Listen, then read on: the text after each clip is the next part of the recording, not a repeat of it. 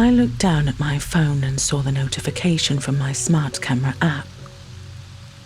Notification: movement detected in living room. I swiped it off and went back to work. I work medical coding on the late night shift, and the cameras have been a pain in the ass since I installed them. My wife and I put them in to keep an eye on our youngest, who likes to sleepwalk, and our oldest, who likes to slip out after curfew. In reality, however, it's been recording the antics of our 2 cats after everyone goes to bed.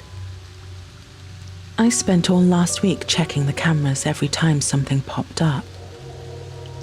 Now, I've become kind of numb to it. I remember the first night I started getting warnings about it. My phone had buzzed, and I had immediately opened it to check the camera feed. When I say my youngest sleepwalks, what I mean is that he plays hide and seek in his sleep. My wife and I have woken up in the morning to find his bed empty. Sometimes he's in the living room on the couch. Sometimes he's in the storage shed by the pool. 2 weeks ago, he was in the front yard, asleep in his playset. The officer who found him was not amused since we had called them after tearing up the house and being unable to find him. That was when my wife ordered the cameras.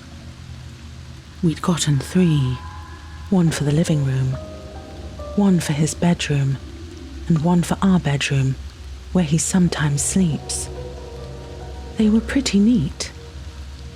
They are connected to an app, and you can see everything in a 180-degree angle in front of them. When something moved past at a specific time, you get a notification to let you know to check the app. It all seemed kind of Orwellian, having cameras throughout the house, but I tried to ignore them as I went about my day. My wife checked them habitually, even when we weren't asleep, and she had discovered that you could talk through them even if you weren't home, something that annoyed me to no end. I looked down at the phone and silenced the notification again.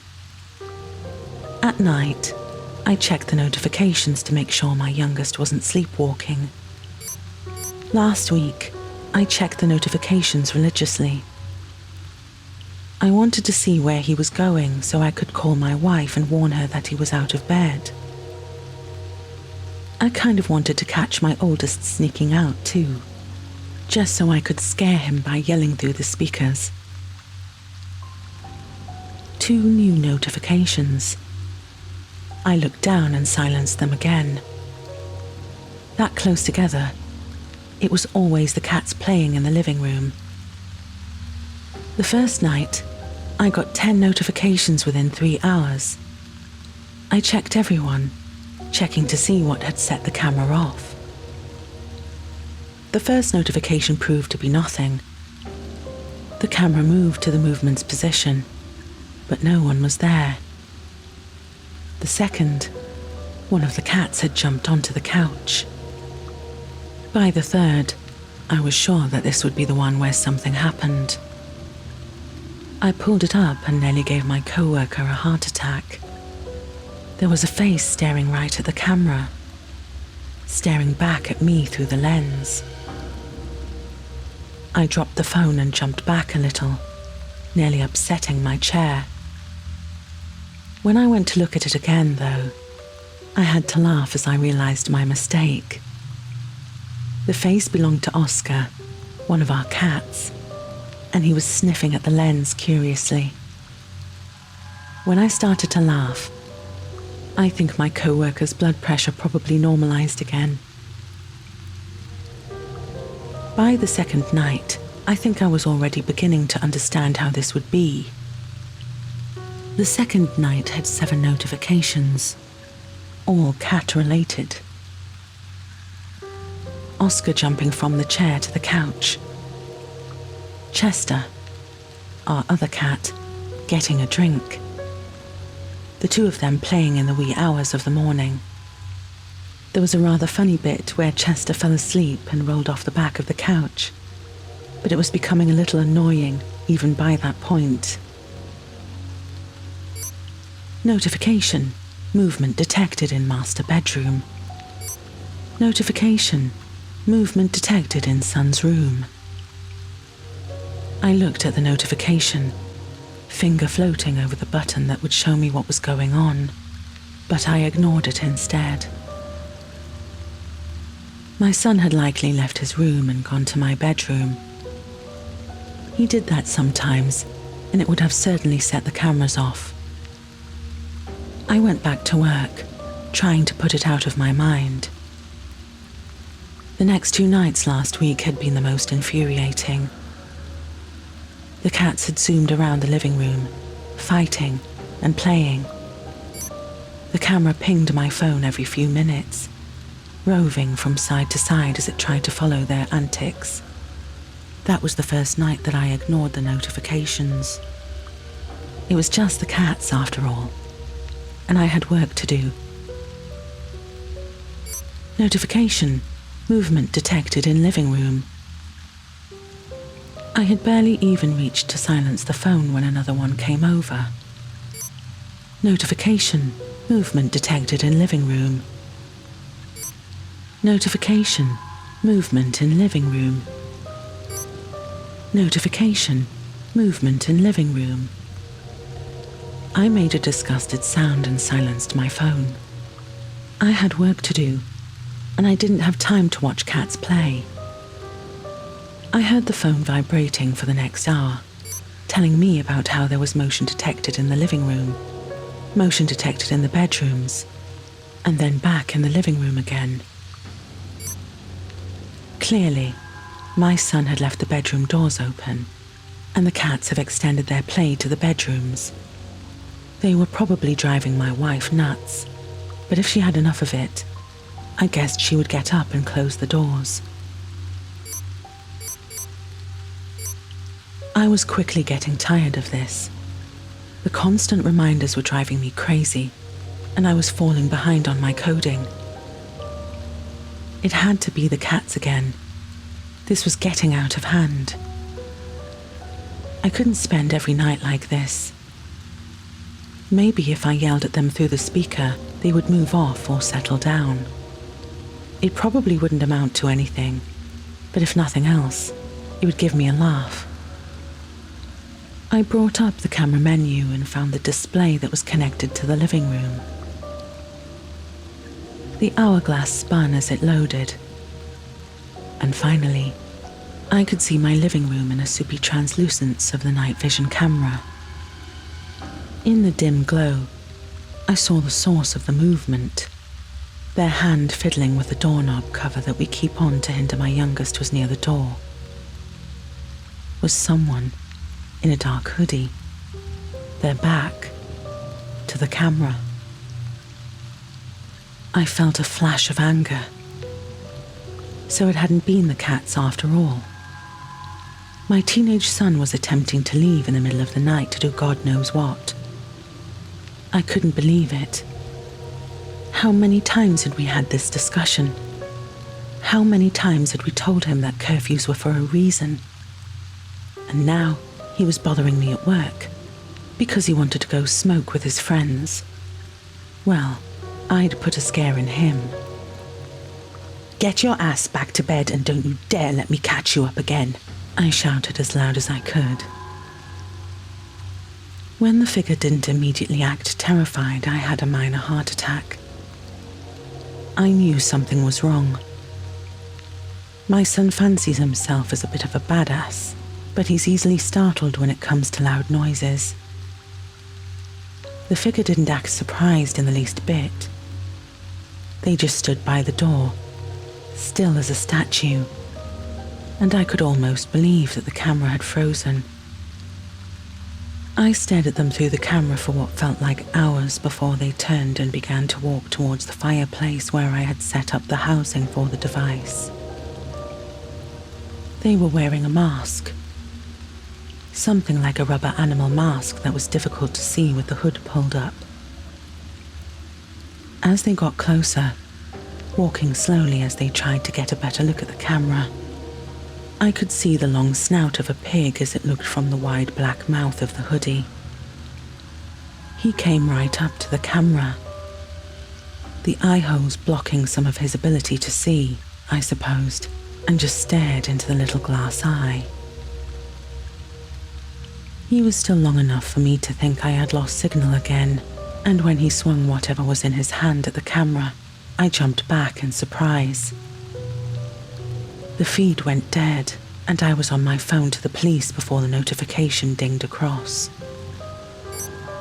Notification: living room camera disabled. I'm in a little room now, one that they usually assign for people under interrogation. I don't honestly know what to do. The police have gone to my house, but I already know what they're going to find. I reviewed the alerts I received, the screen grabs telling a tale that makes my blood run cold. If I had taken them seriously, everything could have gone very differently. If I had just checked the cameras, I could have warned them. The intruder came in about 11:30, just as the first notification came through. I watched him walk through the living room, Chester walking up the couch to sniff at him curiously as he looked around. Chester was always a little too curious for his own good, and it was his downfall then. The second notification had been the intruder as he stopped and looked at Chester, turning his head weirdly, like a robot trying to loosen a stuck hinge. The third bing had been to let me know that the intruder had brained him with a crowbar before heading back into the house. The next two bings had been Oscar going to inspect the body of his dead friend. The man had proceeded to the bedroom I share with my wife then. At first, he just stood there, watching her sleep, cocking his head in an odd way that I was beginning to think of as a tic. This was when my youngest, probably after hearing some noise, left his room and headed to our bedroom. The next notification was a 20-second shot of the man standing over my wife. He had triggered the camera when he swung the crowbar down onto her face, bludgeoning her to death with a dozen sharp strikes. I could see, even in the dim light, how the pillow she sleeps with over her head turned red as he turned her skull into pulp. I could also see, in the corner of the room, my son standing in the doorway, watching all of this go down. My heart leaped when I saw him. Was I about to watch him die as well? I couldn't imagine how scared he must be. He was 4 years old, watching his mother being brutally murdered by a man in a pig mask who had seemingly stepped out of a nightmare. I expected him to cry out, to scream in terror. For some reason, though, all he did was move as quietly as he could into the living room. That had been the notification after that. The very next one had been the intruder sticking his head into my son's room, tilting his head as he looked for him. Then he had triggered the camera again where he moved into the living room too. That was the second most nerve-wracking time. I could clearly see my son crouching behind the couch, knees to his chest, as tears ran down his face. I was crying by then myself. He must have been so scared. As the intruder came into the living room, I knew that this would be when I watched him die too. The intruder should have been able to see the top of his head. The intruder should have been able to clearly see him crouch there, or hear his quiet sobbing. Oscar's body could still be seen across the back of the couch, but the other was nowhere to be seen. It was just the intruder and my son, alone. When he stopped behind the couch, looking around as the crowbar dipped messily, I held my breath, but then he turned left and stared. The next notification had been to show me the intruder leaving to return to the back of the house. The one after that, the most heartbreaking, was my 4-year-old son dragging himself by sheer will to the cabinet under the sink and closing himself in. 2 of the next 3 reminders had been Oscar, probably trying to hide too as he zoomed towards the laundry room. If my son was making noise under the sink, I didn't hear it on the camera. If the man had killed my oldest son, I wouldn't know until the cops told me. The next notification had been when I was aware of the intruder, when I had screamed at him to get his ass back to bed. The last notification was when he destroyed the camera. I say last because when I started writing this down, hoping that writing it down would help me keep it clear in my head, it was the last notification.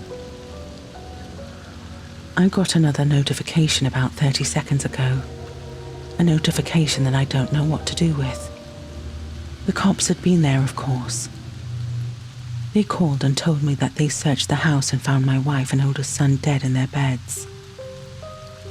Of my youngest, there was no sign, but they didn't find the intruder either. They believed this had meant he had left. The front door had been open, and they believed they may have taken my son. They were going to start a search immediately, but I don't know what good it will do. We'll leave a few cops outside to watch the residents, but we want to get people on this as soon as possible. I got a notification from the camera in my bedroom just after hanging up the phone. Notification: motion detected in master bedroom. I pulled it up and couldn't breathe for a few seconds. He was holding a sign in one hand and the limp body of my youngest in the other. The dark eyes of his pig mask stared across the miles and saw me as I sit here in this uncomfortable plastic chair. My son didn't look harmed, but he wasn't moving, and he is always moving. I had already lost so much already, and I was truly afraid of losing him too. The sign read, "Tell the cops to leave if you ever want to see your son alive again."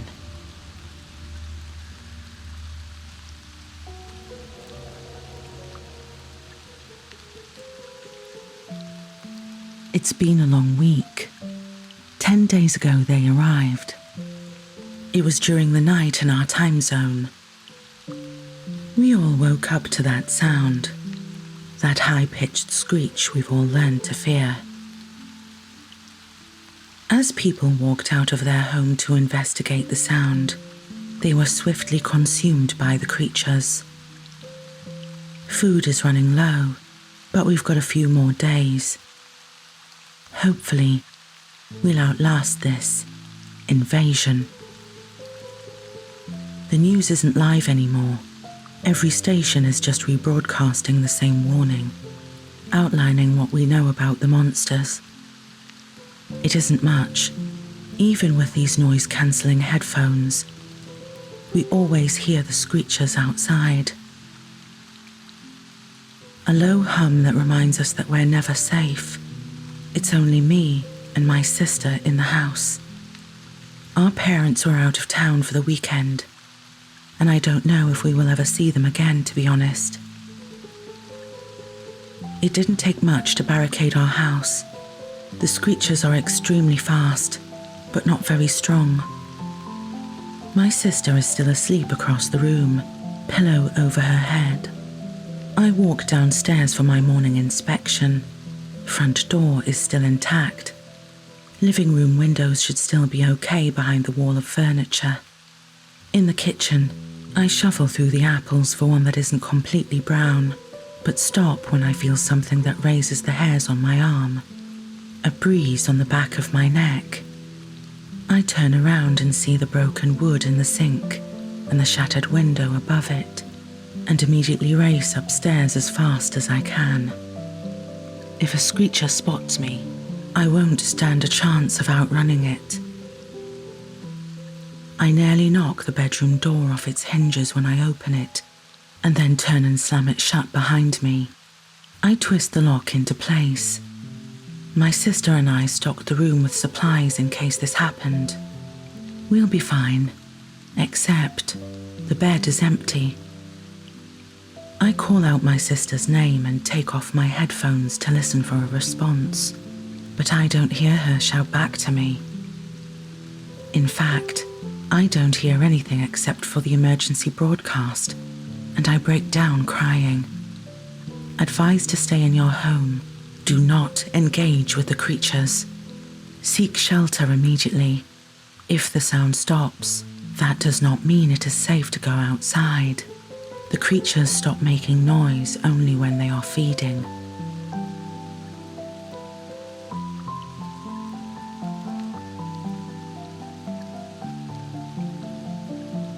Every night, without fail, I hear a woman crying in our backyard. The first time it happened, my wife woke me up. "Harry, do you hear that?" she asked in a terrified whisper. Those are 4 words you don't want to hear in the middle of the night. Images of a home invasion raced through my mind. Shots fired, our children and my pregnant wife dead in their beds. But when I strained to listen, all I heard was the sound of someone crying. Man or woman, adult or child, I couldn't be sure. Only one thing I knew, it was coming from right under our window. "Is there someone out there?" Emily called from the bed. "I don't know." Despite the sound, when I squinted into the grey shadows, I couldn't see anyone. "I'm going to check," I said, heading for the door. "No, stay here and we'll call the police. Some people use recordings of babies crying to lure people out." I laughed. "Where did you hear that? Forensic files?" I swung the door open. First of all, it's not a baby. Second of all, I won't actually go outside. I'll just take a look. I can't see Jack from the window. I went downstairs, armed with nothing more than a cell phone. But when I shined the light around through the windows, I didn't find anyone. The crying, however, continued. Now it sounded like it was coming from the forest surrounding our backyard, just past the tree line. And to me, it sounded like a woman's cries, too restrained to be a child's. From experience with my kids, I know crying usually proceeds to full-out bawling in 10 seconds, and too soft and high-pitched to be a man's. I pulled open a window, cupped my hands, and called out, "Hey, do you need any help?" The crying sound stopped immediately, but she didn't reply. No other sounds came from the forest, save for the wind rustling through the trees. "Hello?" I yelled. "Anyone out there?" A beat of silence. Then she started screaming. Blood-curdling shrieks, over and over. No words, no cries for help, just screaming. That pushed me into action. I pulled out my phone and dialed 911. "There's a woman screaming in my backyard. I think she's hurt or in danger. She won't respond to me. My address is 19 Petunia Avenue." The stairs creaked as my wife rushed down. "Did you call the police?" I nodded. "Oh my God, what the hell is going on out there?" She kept her hand protectively over her belly, as if to shield our unborn child from whatever horrors lay outside. My hand reached for the glass door. What if someone is killing her, right now? Or what if she's being abducted, and they'll both be gone by the time the police are here? Emily yanked me back. "No, you're not going out there." But she pulled the door shut and locked it. You could get killed. Thankfully, the police arrived a minute or two later. As they walked into the backyard, the screaming cut off suddenly. Their flashlights scanned through the trees as they searched, lighting the leaves in white. 20 minutes later, they came back empty-handed. They didn't find so much as a footprint in the wet mud. Probably what you heard was foxes, the officer said. They've got this crazy mating call that sounds just like a woman screaming. But I heard her crying. Look it up online, he said, with a smile. I've been fooled by it too. They sound just like a woman screaming her lungs out. It's insane. By the time we'd climbed back into bed, the grey light of dawn was spreading over the horizon. When I couldn't sleep, I took the officer's advice and looked up fox sounds. Apparently, they do make a sound that sounds pretty similar to a woman screaming. Convincing myself that's all it was, I fell asleep. But the next night, it happened again. 4 a.m, on the dot. Soft crying, coming from the forest. I called the police again. Yet again, they found nothing. They also warned me not to call them over the crying again, unless things got worse. And so I didn't call them when it happened the next night. And the next. And the next.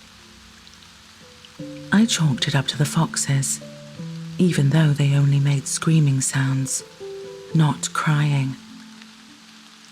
I forced myself to fall back asleep every time. We invested in a heavy-duty white noise machine, bought fans too, for good measure, turned everything up to full blast, and, for about a week, we all slept like babies. Thankfully, the kids' rooms didn't face the backyard, so they never heard a thing. Then the night of August 24th happened. The night started out well.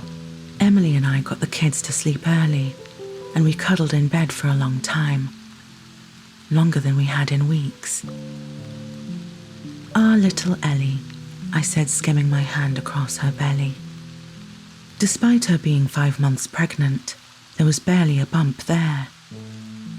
"Are you sure you're eating enough?" "I'm fine," she replied, pulling my hand into hers and giving it a squeeze. "I just don't want to gain so much weight, like I did the last 2 times. You know I think you're beautiful at any weight, right?" I asked. "You don't need to do this for me." "I'm not," she smiled and closed her eyes. "I love you, Harry. I love you too." We fell asleep in each other's arms, only to be woken a few hours later by the crying. It was louder. Much louder. So loud I could hear it over the white noise. As I tossed and turned my way out of a deep sleep and pulled myself out of bed, I realized why. It wasn't coming from the window. It was coming from our closet. I immediately shut off the white noise and got out of bed. "Who's there?" I yelled, my hand firmly on my phone, ready to dial 911. No response. Just more halting sobs, shuddering breaths, soft sniffles. "What's going on?" Emily asked sleepily. "There's someone in the closet." I turned my phone's flashlight on. The light twinkled in the darkness, bouncing off the metal doorknob. "Emily, call the police," I said, advancing towards the door. I heard the soft sounds of the dial tone behind me, then Emily's hurried voice. "We're calling the police," I said. "Tell me who you are." More sobbing. I charged up to the door, I grasped the doorknob. With a deep breath, I twisted and pulled. A terrified woman looked up at me. It was Emily. Her eyes were red and swollen. Her face was wet with a never-ending stream of tears, but it was, without a doubt, my wife. She sobbed over and over as she stared up at me, as if she weren't quite registering who I was.